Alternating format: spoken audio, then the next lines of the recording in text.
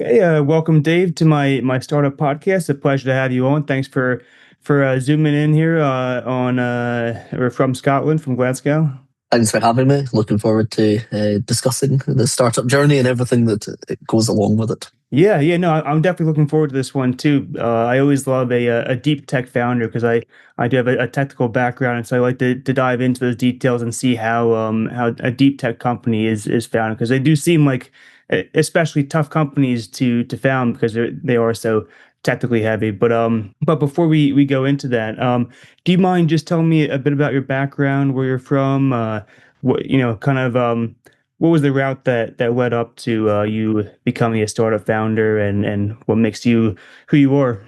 Lots of questions that I Yeah, ask myself day to day, but in short, I grew up in the west coast of Scotland, so not the Silicon Valley, not the New York. I'm very much Scottish, born and bred, so I will also try and speak a wee bit slower and add some more consonants that I normally wouldn't, so that the more international audience can understand me.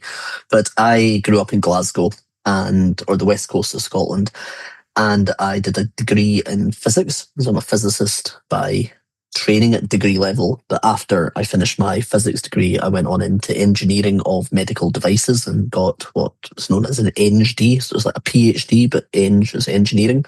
oh, And interesting. that's an engineering doctorate, medical devices, where I looked at photonics and ultrasound for tooth decay or inside the mouth. And there was a lot of challenges in that the optics and ultrasound potentially could solve, but very much from a deep tech background. And I guess that is kind of where I come from a lot of the time. The degree in physics was very much theoretical, or is the base. I think, physics is at the core of everything that we see in the modern world. And that's great for people who are really interested in that. I'm more about the application, how we use it to solve problems, which is what engineering is. Engineering is effectively applied physics to solve problems and make better products, make better solutions, allow people to live longer, healthier lives. And that's what really drew me from the physics, where I could have done a PhD and looked to gravitational waves or something like that. I wanted to get into medtech to, help people. Yeah, yeah, no, I've always been fascinated in physics. That's cool that you have that background.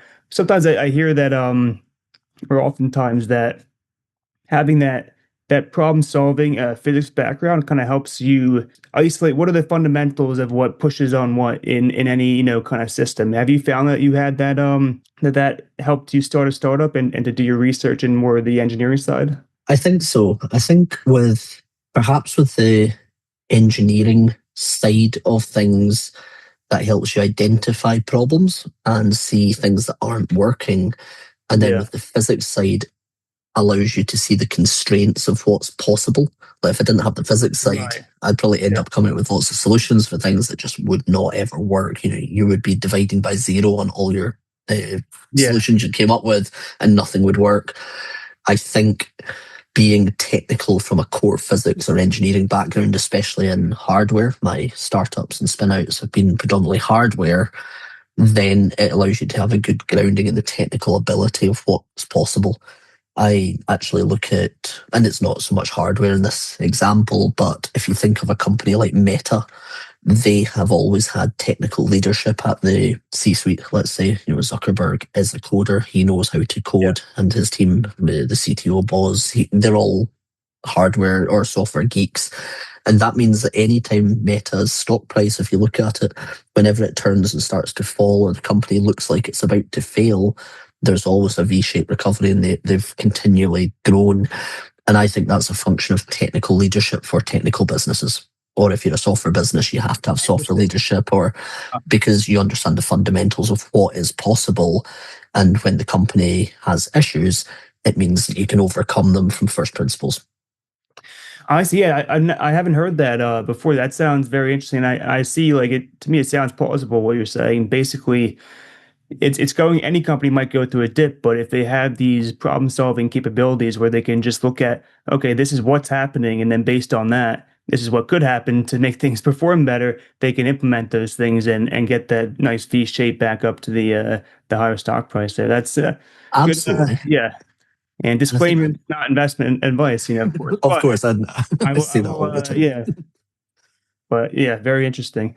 And I think Um, another example yeah, might be, and this may be a more historic one that we all feel today, is when I was growing up, I was very much a PC user. I used computers, Oh, DOS, yeah. moving into Unix, because to me, Apple Mac or Macintosh was all done. It was all for creatives, not really a functional, it was a small brand that was over expensive. And Right. round about that time, that's in the era when Steve Jobs was removed and they replaced him with leadership. But the CEO that got put in was the Right. ex-Pepsi That's right. CEO. So you've now got a soft drinks CEO running a tech business. Yeah. Didn't Soft really drinks work. software. Yeah, and then all of a sudden you bring back Steve Jobs, or he has a Steve Jobs moment and comes back, and all of a sudden we've got iPhones, we've got, they've Yeah. they've regenerated, and it's got to where it goes because you remove the technical leadership, it falters. You put the technical leadership back in, magic happens again. Yeah. That's one of those moments where it's the I guess the loss of the person shows just how great they were, and that's often like at first it seems like it's a bad thing from that person's perspective, but then it turns out to be yeah, it showcases what they were really bringing to the team there. Oh yeah, it reminds me of Game of Thrones, where it's like when the last couple of seasons when they didn't have the source material, everything fell apart because you could see, okay, so the driving factor there was the author, his Yeah, writing, rather than a lot of the other factors there. But you might say the same about the Jurassic Park trilogy yeah. into the later ones that faltered, but that last one, Jurassic Park Rebirth, a return to form. I say that's like the proper third one, and it Oh had really? David Yeah. Cope writing it. So David Cope, who wrote the first two, wrote Rebirth, and you can see it Okay. getting right back to where it should have been in terms of the what makes a Jurassic Park film a Jurassic Park film. Yeah, I'll have to So go and maybe it check that. happens across. Maybe this thesis works across any industry. I don't know. Yeah, I wouldn't be surprised. Yeah, absolutely. Um, so going back to your research, you're getting an engineering PhD as we discussed.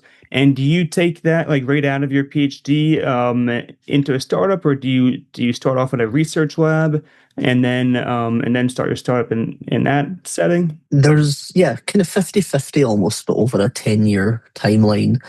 In that, as I said, my NHD was very much on looking inside the mouth for using ultrasound and optics for tooth decay. And at the end of my PhD, I looked at what postdoctoral research projects could I go on to. And I had two options. One was over in Stanford, actually, the University of Strathclyde, where I was doing my PhD, had a partnership with Stanford. So I had a opportunity or a conversation about photonics as a research career in that direction, or up in the east of Scotland, up in Dundee on the ultrasound side of things. So almost like, a fork in the road. And this would be about 2007, 2008. So, almost 20 years ago. I don't like to admit that. But at that point, I had a phone call or a video call. I believe it was on Skype. It could have been on an earlier version of Skype, maybe something like ICQ, with the professor over in Stanford about this project that I was interested in. But a combination of my accent, his bullshiness, the infrastructure for video calls back in that period meant it was one of the worst phone calls of my life. Oh And the man. postdoc, the opportunity sank, like they were disconnected, Sure. network connectivity issues. And therefore, I ended up taking the ultrasound portion or the opportunity. And that took me to Dundee to look further into ultrasound through that. And then ended up at the University of the West of Scotland, which is a small university closer to where I'm from. And from there, I was able to build an ultrasound lab based on my research. And at that point, because I had a bit of more control over what I wanted to research in ultrasound, I brought back the topic of my PhD, the dental ultrasound, brought it in as the kind of core of what we were doing. But there was lots of little research topics that came out of it that were, it was interesting because I was trying to become an academic. My parents wanted me to become like a professor or up into, the Okay. leather, not leather jacket, the tweed jacket with the leather arm patches. And at that point, I was fighting, trying to write grants, publish, write grants, publish. But the only grants I was getting were commercially focused. There were businesses coming to me for ultrasound solutions for their problems. But Yeah. I was always kind of giving them back research based on the same core technology. And it got to a point where I thought, well, I'm designing this for dental ultrasound, but it's solving all these other problems. Maybe this is in itself a thing that should be out in the real world. So I got a grant to commercialize my research for dental ultrasound. And that became, through 2 years of inside the university, scoping out the opportunity, creating a business plan, became more of a deep tech platform technology with an idea that we'd go to the dental ultrasound at some point in the future. But for the moment, let's take it into a beachhead market that was easily obtainable. In that case, it was ultrasonic industrial monitoring. We raised a seed round investment, spun out the company, and that was the company that I created in April 2018. So 8 years ago, called Novosound. And that was my first kind of spin out. I was the CTO when we created it, and that kind of kicked off 7.5, 8 years of the most exciting journey of my life. And we grew from 6 people up to 45, revenues in 7 figures on our peak year.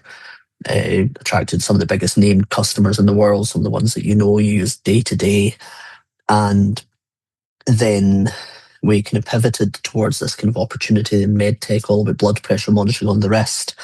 And in order to get that to market, it has to go through FDA and all this kind of regulatory approvals and stuff. It changes what a business looks like because you're no longer the scrappy startup, which I absolutely adore being part of.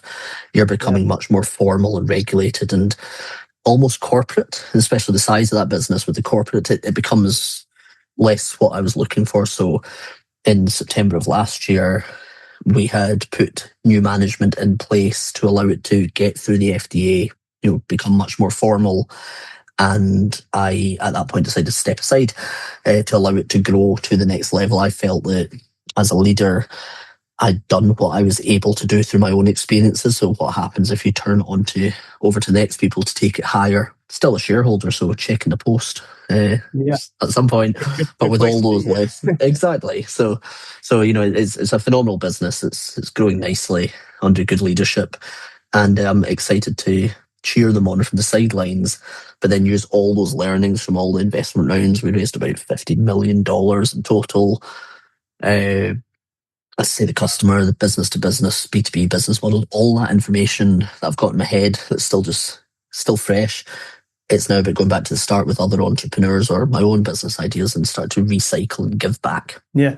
Thanks for that overview. I have a ton of questions. So I'll start from the beginning there. So just to learn a bit more about your background, you mentioned that your parents wanted you to maybe become like a professor or something, or at least floated that idea around. Were they professors themselves? Were they academics? What was your background there? So my father is a doctor. He was a psychiatrist, and Okay. as well as being clinical, so he was, and it's not Fraser Crane style psychiatry. I wasn't as a child put on a sofa and analysed every night. Or that, to me, that's psychology. That's not psychiatry. My dad was very much into clinical psychiatry for geriatric dementia, and through that, he was doing a lot of research. He was working in a hospital in the area, but he was also a lecturer at Glasgow University, which is where I did my degree as well. And because he was always connected to research topics in clinical psychiatry or geriatric dementia, that's where I kind of got the buzz for medical science, medical research coming out of it. And I think, so my sister, my brother-in-law, sister-in-law, they're all in the NHS over here. They all work in the medical side. I was never academically brilliant from that point of view to become a doctor, so I went into science rather than the medical side. But the push into university, if I wanted to use my physics or even my computer programming that I'd been doing since I was like 8 years old, if I wanted to formalize that and get it into, get where I wanted to go in life, university was the step. As soon as I went into research, I was the first out of my siblings or even my closer family to get a PhD. It was almost like, right, you're in the university system now. That career takes you to professorhood. That's what we know. I think when I took the hard left into spin out land and venture capitalism, raising money, it becomes something that's quite different to what our family knew about. Right. That it's I guess it was unexpected. It wasn't part of the 5-year plan or anything. But as soon as I started interacting with other entrepreneurs and other people who had been there, done that, either clients I was having doing the academic research, spinning out the technology that they were working on, I just got a buzz that I just could not shake. So the academic life seemed really slow and institutionalized, and I needed part of that thing there that was exciting and fast and got me where I wanted to go in life. And Right. I guess, by that point, I say that my parents, did maybe wanted me to become a professor. I was 35 years old at this time. I wasn't under the kind of hook of parent control. So, it was maybe more just dinner table conversations than anything else. Right. Yeah. So it seems like you're definitely someone who likes to be close to where the application's happening, going from physics to engineering, and then to actually implementing, creating a product that gets used on a daily basis. And that's yeah, it is a very interesting place to be. You get to see the real value that you're providing to people. It's not so far up the stream, so to speak, as maybe like a physics research paper might be. Um, yeah, and it is amazing how much effect what our parents or what our siblings are doing has on us. I'm sure that had they been in business, then it'd be the first thing you would have thought about starting a startup. But yeah, in a way, it's like this whole. I'm sure, yeah, the whole nature versus nurture thing. It's like you kind of saw both parts. Like you went towards the medical path, but then you realize that I prefer or the medical research path. I guess myself I prefer building applications of these things rather than doing peer research. So that's interesting. Um, but yeah, back to spinning off into your own startup. So you mentioned that you went around trying to raise money through grants to get the startup off the ground. So how does that process work? I mean, do these grant issuing institutions, do they get a piece of whatever company gets spun off? How does that whole transition from being part of a lab to your own company work? Yeah. So this would be from my experience of the Scottish system. And in Scotland, it's a great place to create companies, to get companies off the ground. There is a lot of public sector support. So I had the benefit of being an early stage researcher in a university, and we have a public sector body called Scottish Enterprise, which is basically the Scottish government's way of funding our economic growth, through job Okay. creation. Yeah. And they have a scheme called a Scottish Enterprise High Growth Spin Out Programme. And it's for projects that can be identified as being, the next big thing. The next high growth company coming out of the university sector. So that is the grant that I applied to when this back 2016, to applied to that with the idea of dental ultrasound or an ultrasound technology that had the potential to be massive one day. So that's pure grant funding to the university. I was hired by the university, and then through the grant, I could hire the first people in the team to start building the idea of the business. And right from day one of that grant hitting, we pretend we were a business. It was just getting into that mindset of we're no longer a university project. We are mindset. This is going to be a spin out one day. It might be 6 months, might be 9, might be 18. But this is Yeah. going to be a business. So if we're going out to speak to potential customers, we need to be thinking like a business. So that grant funding allowed me to build that initial team almost inside the university, while still doing my teaching commitments and my other research commitments. But I was able to then hire the initial people, hire a commercial advisor who would come in, mentor me on how to build a business. I'd never done it before. I didn't know about a P&L or a balance sheet or even about raising investments. So the business advisor came in to help with that. And then it took us from, I think the project kicked off about June 2018. No, sorry, June 2016. And then it took us to March 2018. So roughly about 18 months to get investor ready. And then when we raised the money, the grant people, so the Scottish Enterprise, didn't get a slice of the business or anything, but through the seed round investment, they co-invested. So at that point, they put money in as a match partner to the VCs or to the angels and got their equity Okay. play at that point. But the grant funding up to that point inside the university was dilution free. Yeah, yeah, that's amazing to have a program like that. I'm sure that when they first made that program, I mean, you have to wonder, will this work? Are we just investing money into something that's going to, into a bunch of startups that won't go anywhere, and it's a waste of taxpayer money? Yeah. But it's good to see that firsthand here it worked out for you guys. And The yeah, the application form was fairly onerous because you have to Okay. effectively create the business plan of something that's purely hypothetical. Yeah. And, I guess a little secret is that there are lots of academics who are in my position, early stage academics who are trying to get grants. It's difficult being an Yeah. academic. You live and die by the amount of grants you get inside your career. Right. And these are, maybe they're seen as easier to get because it's about, trying to create something from nothing. The peer reviewed science going into it's maybe not as high a barrier to get in. So a I lot of see. people maybe look at it as ways to kickstart their research career, and then if it spins out, it spins out. If not, at least they've got some money in to create a lab Right. group. Yeah. And maybe I went into it at the very early stages thinking that that might be the fork in the road. It might either become a spin out or it might not, but at least I've proven that I can write a sizable grant, and get it. Yeah. But because I threw myself into it, started, I'd be doing my teaching in the mornings and the grant work of building the business idea up till 5 p.m. Then 5 p.m. I was an investor in entrepreneurial events. I just got the buzz that the kind of academic side of things just disappeared as a motivation. And I was like, no, I'm all in. This is going to become a spin out by any means possible. We're going to raise money and this is going to be a spin out. That's great to have that clarity. I mean, one of the toughest things is to keep moving forward when you don't know if there's even a path forward.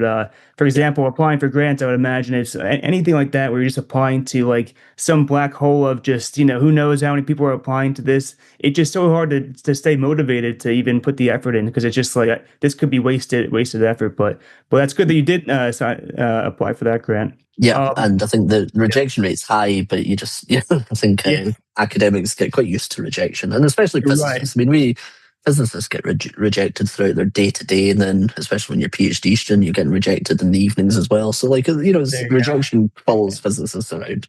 Part of the business, yeah. Yeah. But yeah, part of the research business. So yeah, moving on to kind of the to actually operating, growing this company. Is it to what extent is it problem solving research, like getting down to the engineering details, or is it more you have a solution that you knew worked, that you figured out when you did the research, and now it's just about implementing an application or a means for users to use that and delivering it to them. I think the best example of kind of spin outs or even startups, especially when you're trying to be as commercially focused from day one as you can be and racing towards the customer and getting revenue. So you switch from being investment into revenue generating as quick as possible to reduce your burn rate, Right. as you're effectively building the fire truck on the way to the fire. Yeah. That's that to me, that's the perfect synopsis of what I've done for the last 7 Yeah. years. And when you're in the university or when you're at the early stages of your idea, you will always have an idea of your TRL, technology readiness levels, maybe 3 or 4 or 5, because you've got it working in someone else's lab, let's say. And you're like, we're at TRL 5. That means that as soon as we spin out, we can go off and sell it to all these customers and it'll be TRL 8 overnight and we'll be, happy days. And then as soon as day one of your spin out happens, or your investment hits and all of a sudden you're on your own, you're building your business, you now realize, oh, we don't have that. So we now need to build that part. Oh, we don't have this. Oh, what do you mean we have to buy paper towels for the labs? I thought the technician, oh, you don't have a technician anymore. It's like, oh my God, we have to build all the infrastructure now to make Yeah. even the baseline of the research happen, to make the other thing that we thought was TRL 3 is, we're actually probably a solid 2 now. And we now need to get to the 5 that we promised that we were at. And then, oh, the customers have now disappeared. Oh, it's a different customer opportunity. And then it's just like, it's so kind of, at that point, when you're in the business and you are a CTO, Chief Technology Officer, rather than a research fellow, you're focusing so much on business and trying to get it to where it needs to go to get stakeholder value returned, that you need to build a team to allow you to take your hands off it. And that's really difficult, especially if it's coming from a spin out or a deep tech background, because by this point I'd worked 10, 12 years in the ultrasound technology that underpinned it all. I was the world expert in what we were trying to commercialize. And you're telling me in like 3 months I have to get people trained up to take it off my hands. Right. 10 Yeah. years and 3 months, so that I can work on the business rather than in the business. Oofed. That's a trial by fire. It's a good point to talk about how the surest way to find out that you're missing something is to do it, to try out like what it is that you're actually trying to do, and then that's when the physics, so to speak, comes into play, because if something's missing there, you can't get around it, right? There's no just pushing through it. I mean, you'll run into that like a brick wall, and so it's the best way to see what are those hard things that we're missing, and then and then iterate and solve for those things. But yeah, so how do you mentioned how you're studying this stuff so deeply, but then yet you have to have someone who hasn't done that, who hasn't spent, years and years studying it to be able to use it every day. How do you scale down that complexity to get them to be able to understand it and use it easily without having to spend so much time learning about it that it's not worth adopting? I think the mindset shift there, and this is one that I see being one of the challenges for academic founders, is that when you're in the academic realm, you are doing effectively blue sky research. So if we think of R&D, you're in the R side of things. And the world's your oyster. The technology can go everywhere, and like if we can do it, so you get so into it from all different possibilities, and you're whittling away more to what things work, what things are cool, what oh, that's a cool, that's a paper, there you go, that's. But then when you Right. get into the D side, the development side, you're listening to market, you're listening to what the pain points in the market are, to find that bit of value, that even if it's just one small feature. So you've got all these features you're whittling about, and that's your R side.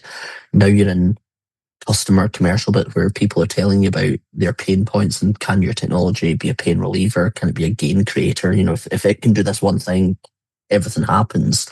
Right. That allows you, that when you come from my side, when I'm the guy who's done the 15 years of research in all different avenues, it's getting whittled right down to the customer wants this, the market needs this, all eyes on solving that problem. So it becomes much more focused. But then you get to be more the headspace, so that when your engineers or your technical directors or heads of innovations are all trying to solve this one particular problem, then you're the one that says, okay, we've tried that, we've tried that, we've tried that. Now let's just keep trying this. And if you get the really good people, they can start answering those questions on your behalf, which is a great place to be. But you do have to think, in academia, you do 20-year career to end up with one good solution. Whereas in technology, you have to have five, and so you've got to have a 80% success rate rather than a 1% success rate almost. Right.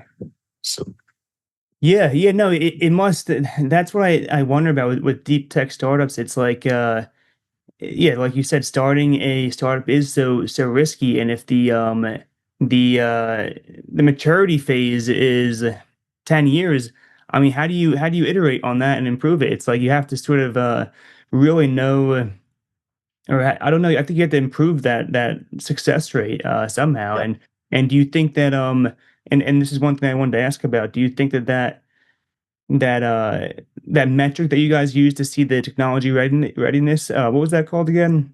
technology readiness level, so TRL. TRL, yeah. What's that based on, and how is that number actually come up Yeah. with? So there's a few variations on TRL, and people have different ideas on what it is. I think the most commonly adopted one is the NASA TRL, which basically goes from 0 to 9. Zero is just basically nothing, no technology, no readiness, no level, whatever. Okay.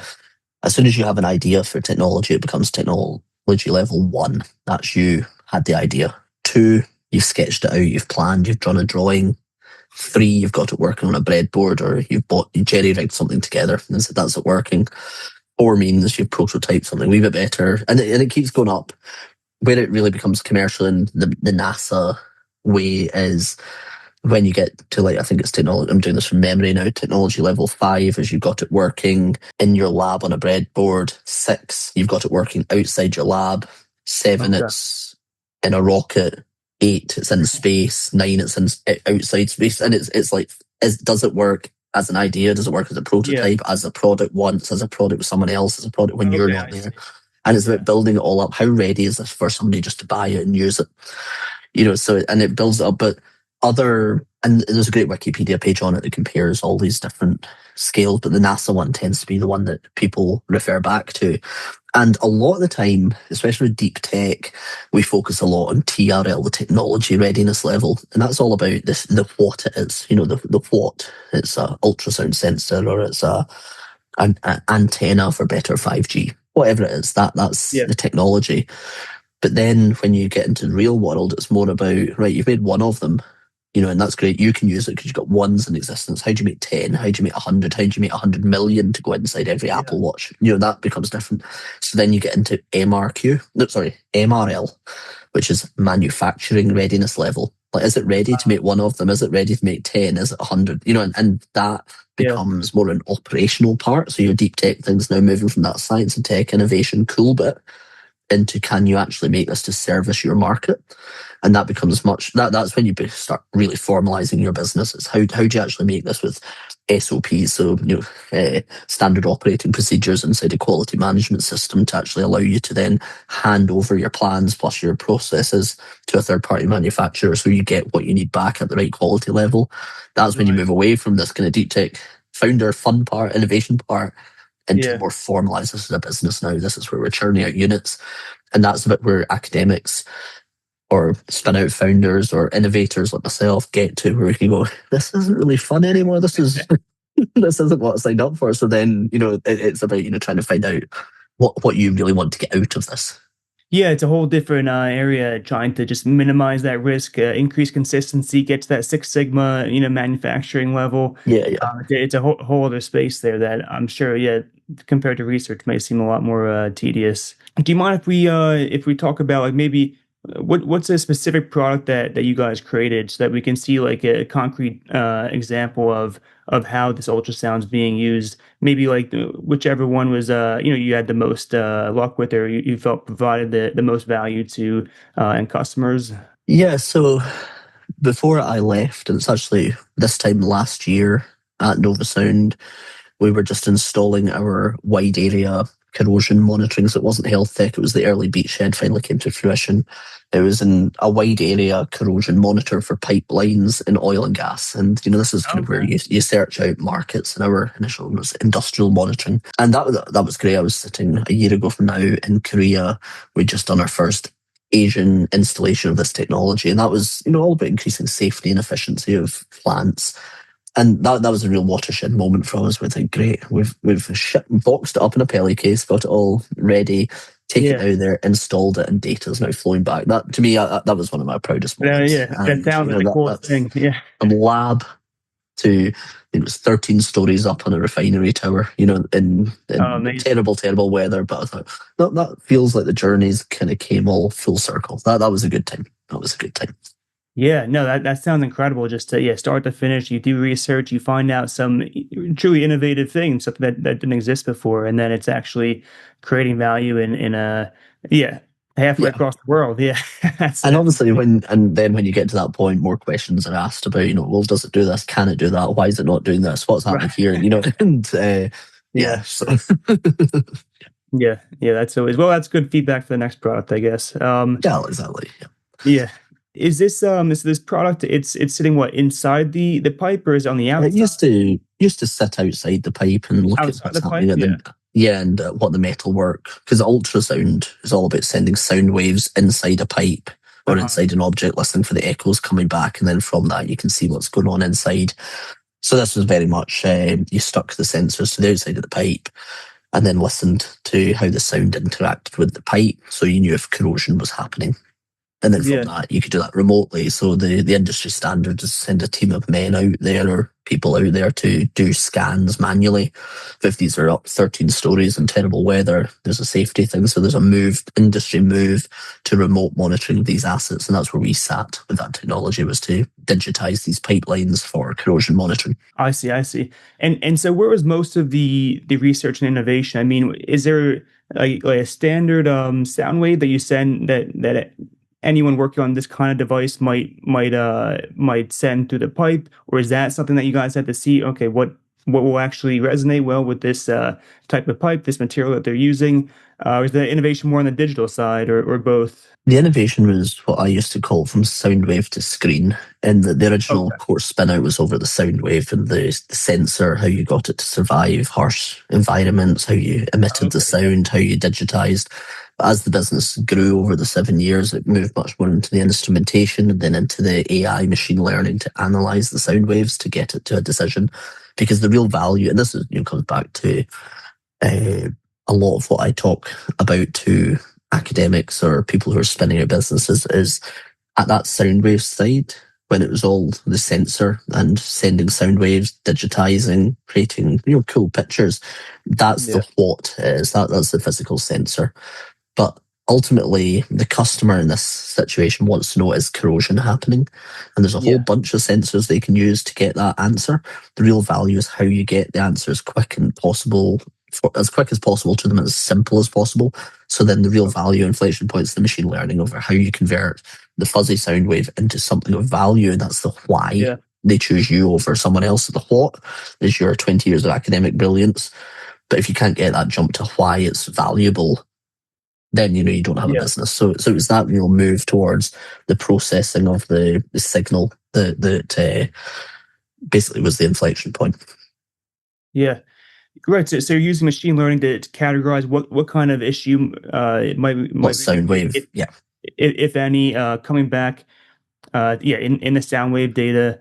And so, how do you get your initial training data in order to be able to recognize those various things? And as a follow up question, how do you in the natural world there can be so many irregularities? How do you account for all those cases and edge cases? You can answer just one at a time, and then I'll get the second one. I think with I mean, this is going back Yeah, it's been a into while, I'm sure. Yeah. it's So been a while, and yeah. the training data there was a lot of it, has to be said. But even Okay. when you mentioned about like the natural world, there we were putting these onto man-made objects, and every pipe that gets manufactured is done to a specification. So you've got lots of I pipe see. work. You Yeah. kind of know one steel pipe from another. So from that point of view, you've got a large degree of Okay. So there is a some bit consistency. synthetic, bit of other. There was lots of stuff, and a lot of the IP was actually how we built up those models and how we conditioned the signals to go into to allow us to do Yeah. what we were doing. But that was always the challenge. Is anytime you spoke about one object to monitor corrosion for, someone else would, oh, but can it be used for this? Can it be used for that? And then trying to generalize it became a problem in itself. But as I say, I stepped aside back in September, so I never Yeah. got to answer that question. So Gotcha. Gotcha. that's Yeah. someone else's problem. Yeah. Yeah. That's what I Hey, was there you saying. So. go. Um, and maybe this is also, I'm not sure if this is on topic for what you worked on or not, but does the weather affect, since it is outdoors, like is it, if it's cold out, recently here in New York, it's been like at least like a couple of days ago, like 10 degrees out. Will that affect the way the sound waves are traveling and therefore disrupt things, or is it not that drastic of a difference where you have to worry about that? So weather wasn't really a problem because the It wasn't. sensors Okay. were encapsulated in a mount and protected from the environment. Okay. But more the temperature of the actual pipe itself. That was all. Right. Right. Speed of sound is related to temperature of the material. So as that Yeah. moved, you had to compensate for those type of things. But weather, I mean, where we were installing on a year ago now, we were South Korea, and I believe it was -13, maybe -20 Ooh. Yeah. degrees centigrade. I cannot. I think that's what 10F maybe or so. Yeah. So Pretty cool. very Yeah. very cold. Yeah. And we were actually, then the snow came in and it was like huge snow drifts. Yeah. And this was an industrial town out in Daesan, which is, you come out of Seoul and you drive 3 hours to the west, and industrial town that's just all about this plant. And when we were waking up in the morning, my phone had, through the night, done an emergency alert. Korea's got lots of emergency alert things that come off, but this one said there was an earthquake, 100 kilometers away as well. So we're thinking, like, if we can Oh get wow. through a snowstorm, the cold, the wind, Yeah. and an earthquake, I think we've learned a lot from this trip. Yeah. Yeah. And that's a good sales pitch for the next customer. Our sensor made it through all those natural disasters, and then if it can do that, then I would believe in its durability after that point. No, absolutely, absolutely. Yeah. Yeah. And yeah, there's so much as we're talking about. Like starting a startup is tough to begin with, but all these deep technical problems. Did you have a mentor, someone that kind of helped you step through this gauntlet of new stuff to learn? Yeah, I've had many mentors over the years, and I Yeah. think when you're a bit of advice I would give to people is that you have to choose the right mentor for the right stage of the business you're in. You cannot do this alone, and you can't learn in isolation. So I had a mentor at the very start who helped me build the initial business case for the business, and they came into the business at the start. And then when I took over as CEO, the new chairman, Derek, who came in, he was more of a mentor at that stage about how to grow into a CEO role, the stoicism, the gravitas. And, I learned a lot from him. Okay. He's Scottish, but he was from Texas. He'd spent 15 years in oil and gas in Texas, Okay. Yeah. learning how to do that. So I learned a lot as a small Scottish spin out founder from somebody who'd lived in corporate America about how to present yourselves better as a CEO, which helps a lot because most of our client base were in North America. And that's why I spent a lot of time in New York and Houston and San Francisco. I've been Okay. to over 50% of the States, just, I've traveled a lot in the Yeah. States, and getting mentored over how you conduct, business over there was, critical. And then as the business grew and I'm getting into this consultancy role now, and going it alone more, is there's a new type of mentor that I have, a new type of support. And one thing I probably should have had more of in the journey on hindsight, hindsight's a wonderful thing, is maybe just that personal mentorship. Although you have your friends, you have your family, but there's a space where having the mentorship to keep yourself mentally on it, from a Yeah. burnout's a huge thing, a huge issue. I'm not Yeah. quite ready to tell my burnout story yet, but as I start piecing together the wreckage, I'm Sure. looking back Sure. thinking I had all my business mentors and I had my friends and family, but there was maybe a gap where personal mentorship. So now I'm really kind of leaning into personal mentorship, which allows me to basically be the best I can for my work life, my personal life, and just, set more boundaries or, so it's maybe verging away from your question a little bit, but I think in terms of Problem. mentorship, you always have to have the right mentorship for the right stage you're at and the right thing that you're needing mentored on. Nobody can force it on you. You need to know Yeah. yourself or you have to be able to identify yourself what you need mentorship from. And sometimes unfortunately that comes off the back of many mistakes. Yeah. Yeah, no, it definitely makes a difference what you're working on for what mentor you should have, and ideally you have a mentor that's an expert in the area that you want to learn about, and that has worked on that area recently, like yesterday, today, because Yeah. because the things change rapidly. So it's Oh, absolutely. And yeah, you want to take in a lot of advice, but you don't want to give too much weight to advice from someone that was not just working on that problem and knows a lot about it, because yeah, things can easily start to the information can easily start to get fuzzy and break down if you get too far away from the absolutely, absolutely. expertise. And Yeah. I think in the role, especially, going back to that, you're building the fire truck on the way to the fire. Yeah. That is, one of your key skills about filtering out what's relevant and what's going to solve your problem. And I always say this to the companies or the founders that I'm now mentoring is, what worked for me probably won't work for you. So don't take it as a fact or, don't Yeah. use me as a textbook as how to do it. But also, whilst I'm mentoring you with my advice to you, I want to make sure it's as current as possible. So it's not 30-year-old anecdotes or whatever. Yeah. But I'm also building my own business, using my own, keeping my own knowledge up to date. So then, the startups and spin-outs, they don't exist in isolation. The environment in which they fundraise or they get customers or the technology they're built on, this all moves as time goes on. So I need to stay as aware of the environment, the technology as possible, so that the advice I'm giving is as relevant to the full circle Absolutely. situation rather than what might have happened 40 years ago, 30 years ago, even pre-pandemic. Let's be honest, I Yeah. grew a business through the pandemic. Nobody knew what to do when the pandemic hit. All of a sudden, all the business advice effectively goes to zero, and everybody was on their own, for better or for Right. worse. I'm not going to now give advice to a spin out or a startup based on what happens when a global pandemic hits, because fingers crossed it doesn't happen, so that's irrelevant. But at the same time, it's a war story that I will use to maybe demonstrate the scars on my back, but it's not to be used as business advice to help somebody to the next level.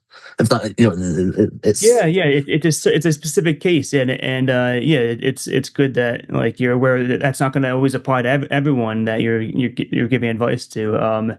Yeah, it's easy to it's important to remember that anyone giving you advice, they don't have all the information that you have for your specific problem that you've gained day in and day out. So it's good to always take in that advice, but to run it through the filter of what you've learned firsthand, because yeah, they can't run it through that filter, right? They don't have every weight training that's going on in your head through all the experiences Yeah. that you've Well, faced. there's an example. I mean, now we use a phrase like weight training. We all know what that is.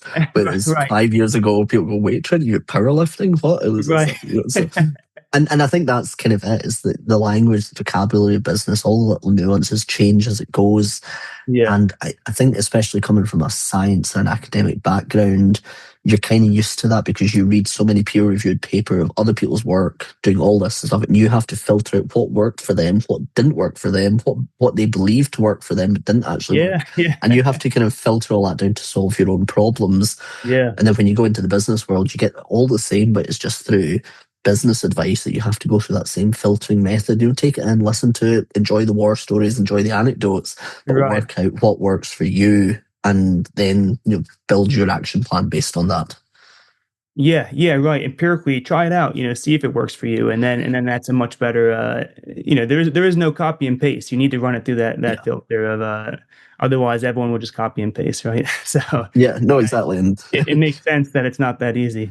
or we might all tap into this global learned information server that we all ask questions that all gives us all answers from the same Right. Yeah. knowledge base, and we all become pluribus. There we go. Yeah. That'll be the AI future. Yeah. So yeah, just to so now you've stepped aside from this startup, this deep research startup, and then you've started or you're in the process of starting a new company in the wearable space. Do you mind just giving me a quick intro on that? Yeah, so this is a startup that's at the pre-seed, ideation, MVP. These are lots of buzzwords of way to say I've got it started but haven't employed, or I haven't properly got off the ground yet. And I'm, still working out what to do with it because of, going back to all that, what's the right path to get it off the ground with, as maximum growth as possible. And it's a startup that is called Halya, and it is very much in the well-being space for. So basically, the way it came about for me is probably easier to describe that to work it, to tell you what it or the why it exists. Okay. And the last business that I was in started working a lot in smartwatches and into health monitoring. And a lot of people would ask, why do we need another sensor on the wrist? And you say, oh, well, it solves this problem. It tells you this about your health. And you go, oh, right, okay, but, I've already got all this data, but I don't really use it. And you realize that the question is not just what does the sensor do, but why is it important? Every year you get about 2 gigabytes of data is recorded on your Apple Watch, health data alone. Yeah. That's not including all the other audio and everything, but just health data, 2 gigabytes. And when you ask people what they use their smartwatch for, they will tell you steps or heart rate. And it's like, Yeah. great, okay, wow. And then they'll tell you how terrible their day was, or how bad a night's sleep they got, or whatever. And you think, well, you've got all this 2 gigabytes of data times Yeah. 100 million people around the world who have smartwatches. That's a phenomenal amount of data out there. And then on the other side of your phone, you've got all your calendar, you've got all your contacts, and just all this information about what you're doing day in, day out, especially when you're at work. And Right. if you look at the smartwatch industry, or smart ring or wearables industry, you get the Oura rings that kind Yeah. of focus, yeah, Oura ring. They kind of focus when you're at sleep to get you better sleeping. Garmin, Whoop, Fitbit, they're all when you're in the gym or you're doing exercise, and they monitor you there. But then you go to work 9 to 5, which is perhaps the most important time of your life because it's the thing that funds your lifestyle. It's the thing that keeps you eating, Right. let's say. And when you have a bad work life, that tends to eke into your personal life, and then it's a vicious cycle. But yet we've got all this data coming off your wrist and all this information about what we're doing during our work life. So Halya is about merging these data to allow you to understand how your health affects your work life, and then how your work life affects your health from a well-being point of view, Yeah. to allow you to coach you from a biometric point of view. Basically says, oh, you've got this 9 a.m. meeting on a Wednesday. You don't tend to be particularly productive. Maybe move it to 2 p.m. Or you've got a meeting with this person at 4 p.m. on a Monday. You only have good meetings, or your heart rate or your health isn't great when that person interacts at 4 p.m. Maybe move it to 11 a.m. on a Thursday and have it at the coffee shop across the street. And it's not just from a a lot of the coaches that I saw, they tend to look at it and say, right, you've got meetings back to back, make sure you have a glass of water. You think, great. Or they say, oh, your heart rate was up. I was like, I quite like it when my heart rate's up during a meeting. It means that we're, in it. Other people, Right. it has to be personalized. And the best way you can personalize the coaching through your workday is this information that's coming off the wrist. And so basically, Halya, it creates a score, takes all the parameters from the wrist and your calendar, Yeah. lots of different 50 parameters or so, distills it down into Halya score, and then it basically measures it through your day, tells you if it's rising, if it's falling, if it was good, bad. You then assign it. Was it productive? Was it not productive? Was the meeting enjoyable? And then for tomorrow's meetings, it can then coach you going. So the idea is to take your work day from no to hell yeah, and that's why it's called Halya, because it's a bit like hell yeah. That's great. Funny and a clever name there. Yeah. So, are there certain patterns in the health data that you're looking for ahead of time that you think will cause bad meetings, or are you using machine learning to uncover new patterns that might exist there, or is it more about is the user feedback of how the meeting went more what's driving what's good and what's bad here? Yeah, so this is all about personalized well-being coaching Ah, based on you. So how your body feels, how your body thinks about the yeah. meeting, and how where and who and what you're doing. So it's very much a personalized biometric coach. Uses all the power you get on your iPhone these days with Apple Intelligence, or on Google Gemini. These are supercomputers in your pocket. These can do all the training that needs for Yeah, it's small true. language modules, etc. So, and then from a privacy concern, it's all done on your own handset. I'm not taking all your biometric data, putting it up to the cloud, and then giving it to your employers or anything. It's all done in a personalized model building on the handset, and then just puts it to that one Halya score that means something for you. So your Halya score will be affected by different aspects of your wearable data than mine would. So as I say, I quite like having meetings where my heart rate goes up, so that will improve my Halya score because my perception or my tagging in those I meetings is see. Yeah. better. Whereas your score might drop, your heart rate might go down. You say that was a good meeting for me. So our Halya scores might actually go different from Interesting. each, Yeah. because it's personalized. Yeah. So you're really saying that we trust a person to say how they feel, right? They are themselves. Yeah, There can be no better ground truth there than how they're actually feeling. So let's exactly. take that feedback and see what factors led to that, and try to repeat those factors, Yes. and then yeah, and Exactly, then, and I can bring up the app, like from, oh yeah, yeah, if I perfect. go to, I get a list of I'm going to hold it just, I don't know how much you see it, but there's meetings that are fairly anonymized, let's say, but I can see green triangles going up, red triangles going down when scores are dropping. But you get a list of people you've met and the scores against the people, and you can rank them: people who stress you out, people who don't stress you out, and then Yeah. this is probably the most anonymized screen that I can show, because obviously this is my MVP that should be launching in the App Store soon. I can show Exciting. where I've had good meetings between Glasgow and Oh, Edinburgh, red, that's cool. amber, You can green. have there too. Yeah. So it's all the kind of context of who you're meeting, where you're meeting, what you're doing, how your body's responding to it, so that then it can build a model to then coach you and even just let you know.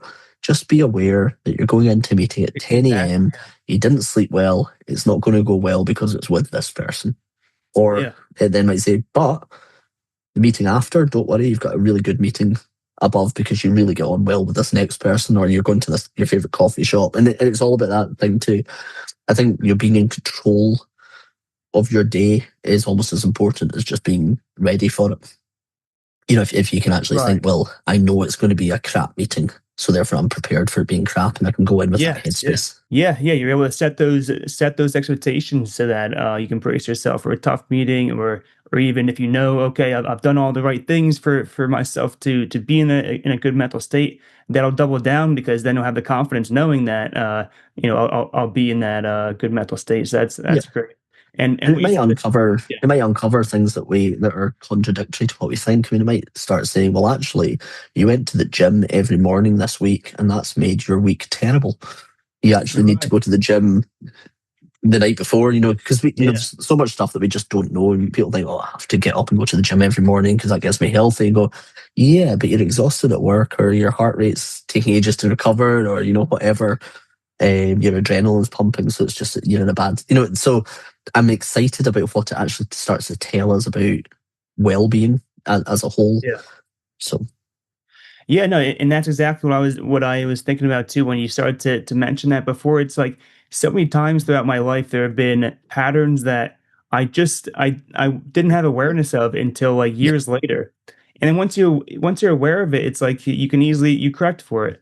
And that yeah, and it's that simple, but it just we just don't always have there's too many things going on at once where we can't keep it all in our head at the same time. And so we just end up yeah, kind of our brain filters out some of it. And so we lose awareness of these things. So it's good to sharpen that point on the important, health and performance related things to bring that absolutely. to our awareness. And then what gets measured gets improved, right? So once Yeah, you're aware what of gets it, measured gets done. Yep. yeah, yeah. And then once you're aware of it and you see those numbers, like, oh, I want to have a better score, not a worse one. It's it Yeah. it bo- No, it absolutely. Absolutely. consolidates it down and makes it very simple. Yeah. And it is at the top of the hour. Let me know if you're pressed for time here. I can. No, I'm good. It's 6 p.m. here in Scotland, so all I Okay, have to do is walk the dog tonight, and he'll let me know when he's the boss tonight. gotcha, Mm. gotcha. Yeah. So an interesting thing that I might bring up here is that so I interviewed previously a guy from Korea, a Korean guy who's working in a medical health lab. They're also doing a deep tech startup, and he's doing it. I guess it's called a digital health startup. So which sounds like similar to what you're Yeah. doing, but the significance there is that a digital health startup, just like a software startup, it is based in software, so it can be easily scaled up. There's no physical part of it. Well, there is. There's the phone and the watch, but Mhm.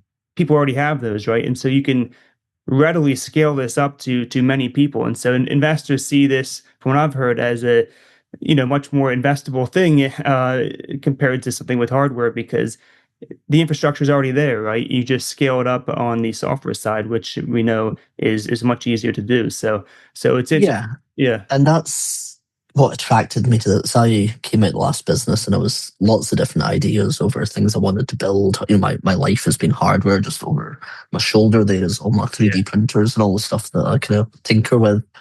right, This attic office is as much a workshop as it is a consultancy office, and I had lots of different ideas. But then the more I dug into this one, it is software. I'm going wellness, so there's not as much regulation over it. But the yeah, hardware bit's done. There's already 100 million data sources. That's already yeah, perfect. And if I wanted to say, well, this is going to be a digital wellness company, I'm going to make a smartwatch to collect the data I need, all I would end up with is a product that would be not as good as an Apple Watch.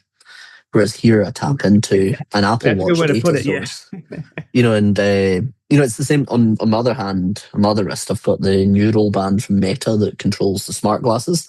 And people okay, are saying, why doesn't it have a watch screen? Why is this not a smartwatch? And you go, well, if they did that, all people would saying is it's not as good as an Apple Watch. And you go, yeah, but right, it's so they've yeah, deliberately avoided being a smartwatch. So I'm deliberately avoiding being a hardware business because the data already exists. I probably couldn't it's super take as much. powerful. I could probably take better data, but not as much of the data. And the real value comes from the volume of data to get Mm, distilled. And so therefore I'd be wasting my time trying to design a right, wearable, get a wearable on the market, sell enough to get as much data as possible to then have that insight.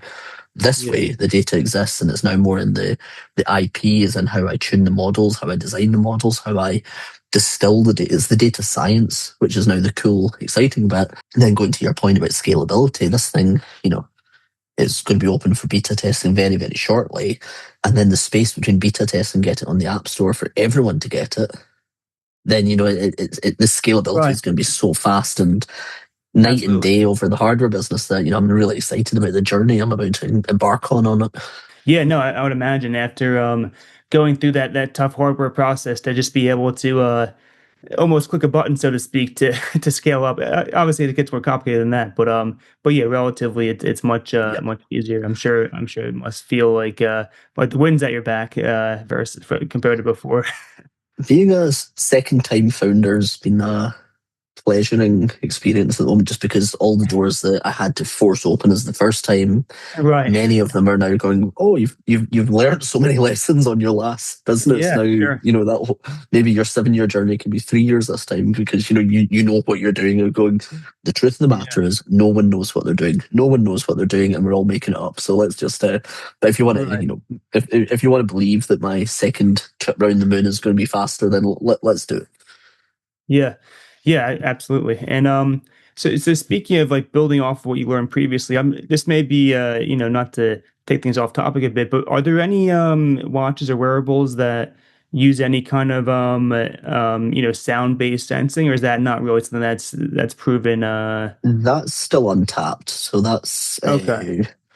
wearable ultrasound is coming. I think that's the best way to put it. It hasn't been nailed yet, but Okay. I always It is on believe its that, way. that's where it's going. It's the last sensor that we've Yeah. got vibration, we've got heat, we've got optics, we've got electrical now. Yeah. These are electrical neural signals. We've got that. Ultrasound is the one that looks deeper in the body than anything else, with Yeah. with the ability to measure things. So I think wearable ultrasound is coming. It's just a matter of, I really hope it's going to be the company that I just left. I think that is the That'd be forefront. awesome. Yeah. That's right at the front of it. That'd be And so I cool. really, all bets are on that one. If I was a betting man, well, I'm in startups. You're always betting when you're in a startup. That's the one I would put money on.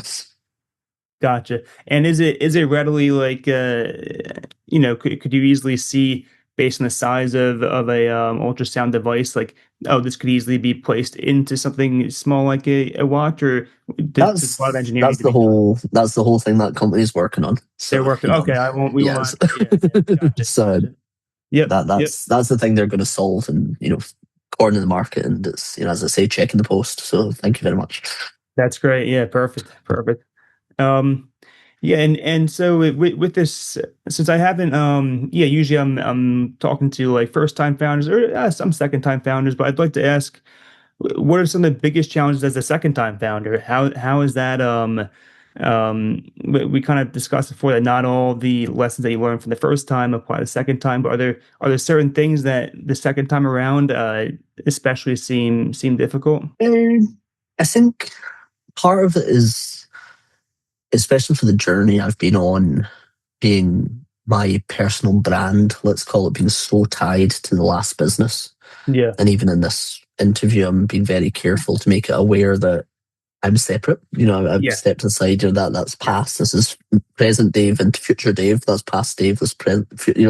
And that in itself is a challenge. It's no, it's making people aware that it's a new thing. It's going forward, and that I'm credible enough to take it to the next level.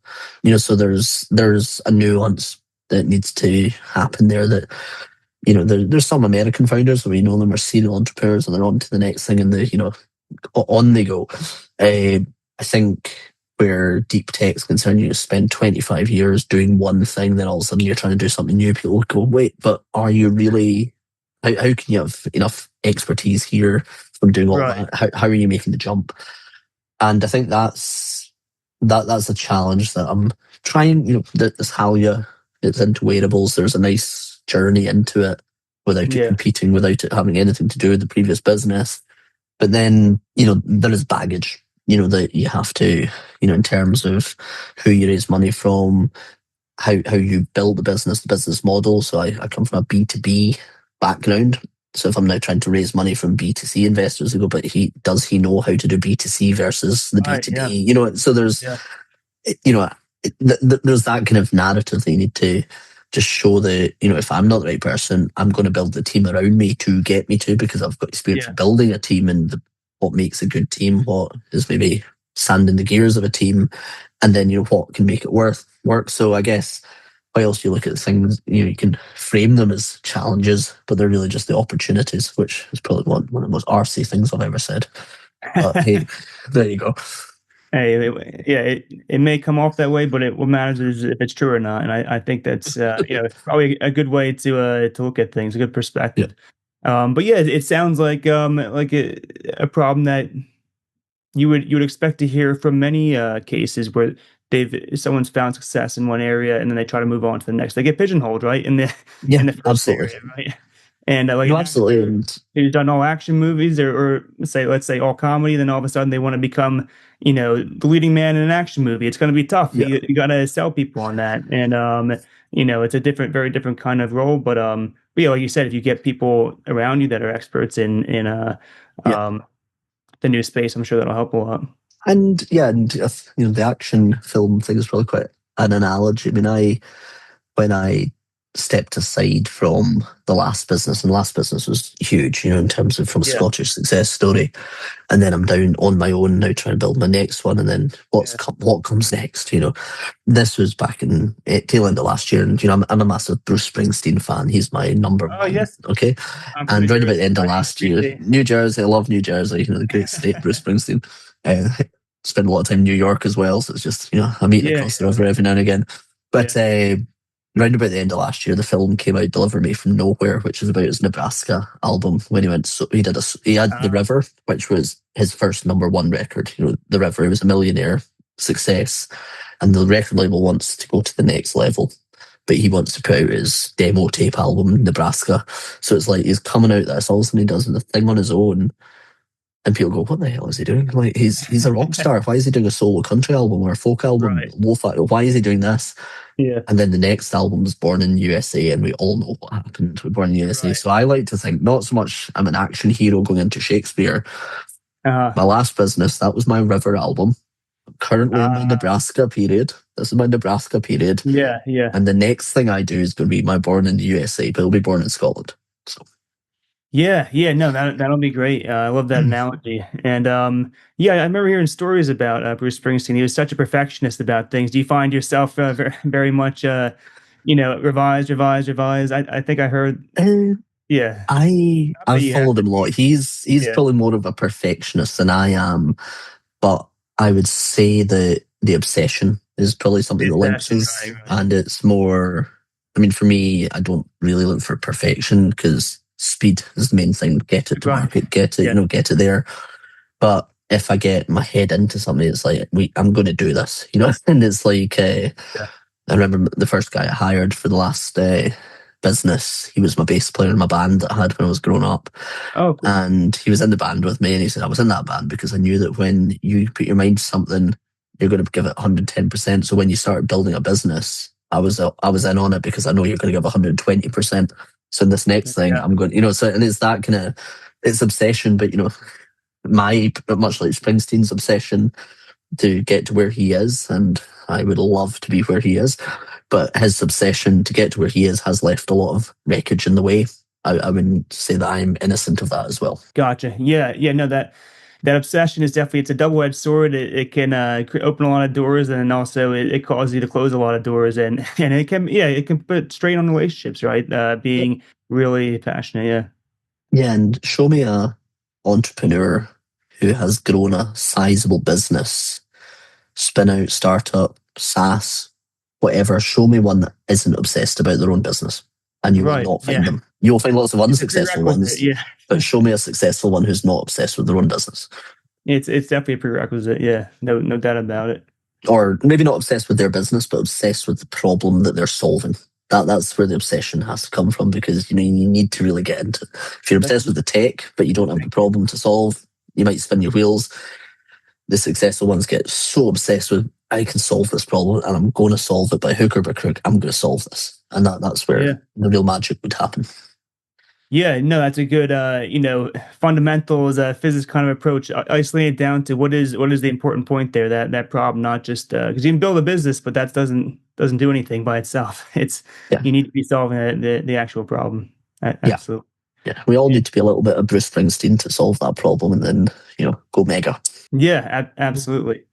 And and as you're focusing and drilling down on this new problem that you're solving, are you drilling down on a certain market segment, or is it more like are you going to get feedback first and then from there be able to better tell who to narrow it I'm down? focusing start with on workplace health. So I think that's the easiest way to kind of Okay. workplace Yeah. productivity. So wellness for your 9 to 5 is the real bit. So people who are highly diarized, highly stressful days that want to a bit of coaching, maybe at the executive level. But then who knows? Other people, school teachers might like to use it as they work through their classroom Yeah. timetables or whatever. So my beachhead, or the thing I'm starting with, people who were like me, who highly diarised life, doing lots of different things, building lots of different Yeah. places, wearing smartwatches. They have to have a smartwatch or they haven't got any data to work with. But that's where I'm starting, and then we'll see. I'd like to say we'll see where it goes, but there is a plan. You have to have a plan. But for the moment, it's workplace wellness. Gotcha. And do you have a plan yet for getting consumers to test it out? I know one thing that I've noticed from hosting events in New York in this area is that the kind of people that show up to those events, they're very entrepreneurial minded people that are willing to try stuff. So that Yeah, it's very easy to get to ask them to do something, and they'll be willing to try it out. Versus you ask a random absolutely. person on the street, and it could be like it can be very tough to get them to try something out. So yeah, Yeah, so I'm still trying to get the MVP to be as robust as possible, or as robust sure. for myself that I can see it working and enable other people to log in for their own accounts and stuff. So that's, I'm doing this all by myself in my evenings at the moment. So Right. it's maybe not got the bandwidth that I hoped that I had. But once I have that, I'm planning on opening up to my own network first. So it's going to be very Yeah. much a small, I don't, I want criticism from people I know to start with, and then I'll open it up wider. Band But now. Yeah. you're absolutely right. Going to these kind of networking events, I'm going to be in New York City at the start of April now. It's Tartan Day on the 12th of April, big Scottish parade up 6th Avenue. So I'm Oh, coming to that's that. great.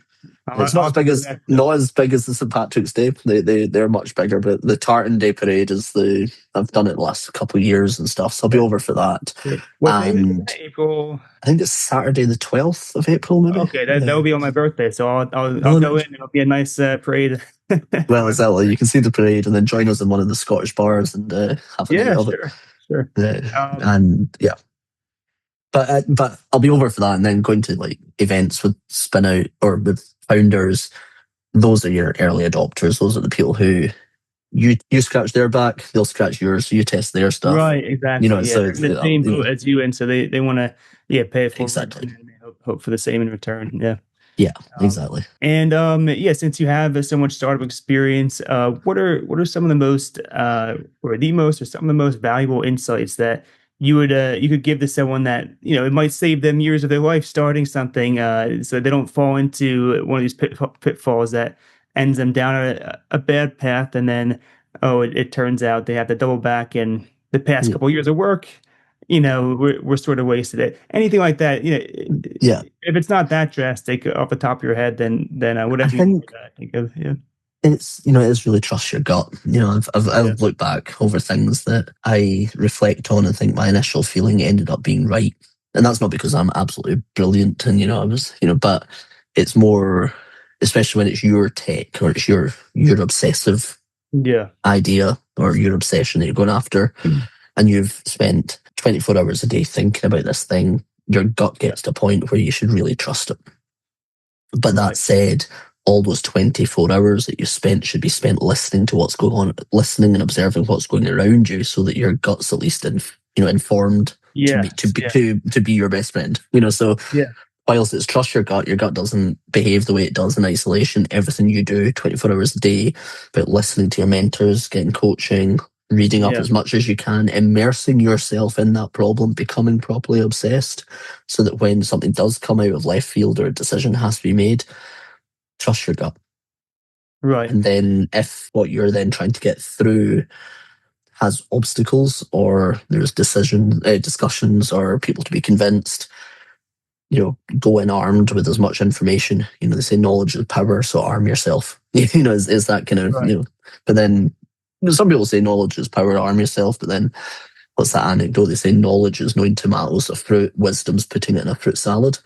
So okay, maybe yeah, wisdom is power, yeah, some wisdom there to know, yeah, yeah, yeah. So, yeah, but I think that's the main thing is, immerse yourself in everything, learn and be a student at all times. Just learn and adapt. There's been some startup founders that I've met in the last 3 months. I've been, open to conversation about, do I want to mentor them? And a lot of it kind of gets phrased over, they need to choose their mentors. But as a mentor or somebody who is mentoring, I want to make sure that I choose the right people who I think I can make a difference to. So if I meet somebody and they're all, I'm going to do this, I'm going to do that, and I maybe take a step back and go, I don't think you're in learning mode. Whereas as a founder, you have to be constantly in learning mode. If you just think you're right and away you go, and that might be sounding contrary to trusting your gut, but your gut has to be informed and has to be in learning mode to allow it to behave the way it needs to be. So always be in learning mode.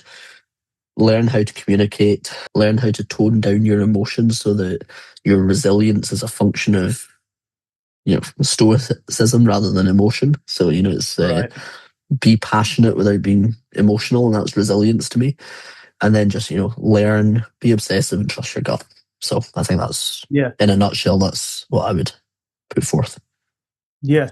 Yeah, no, it makes sense. And if I were to guess what the reason is why trusting your gut, as assuming that you are immersed in a problem, is so effective, is because, I mean, as we've been talking about, sensors taking in data, we have this beautiful, super advanced sensor system. As our body, our eyes, our ears, everything that we take in, and that as we immerse ourselves into a problem, and all that's going into our brain, and training it to really understand and gain that gut intuition of what this problem's about. And so, you have to realize that, it does create like a very good system of intuition for figuring out how this problem works, what the different ways that you can move within this problem space are. And so when you see something that fits some pattern of like, oh, this is going to work, that's something definitely worth exploring. Yeah, trust your gut there. Yeah, exactly. And and have the conviction to see it through as well.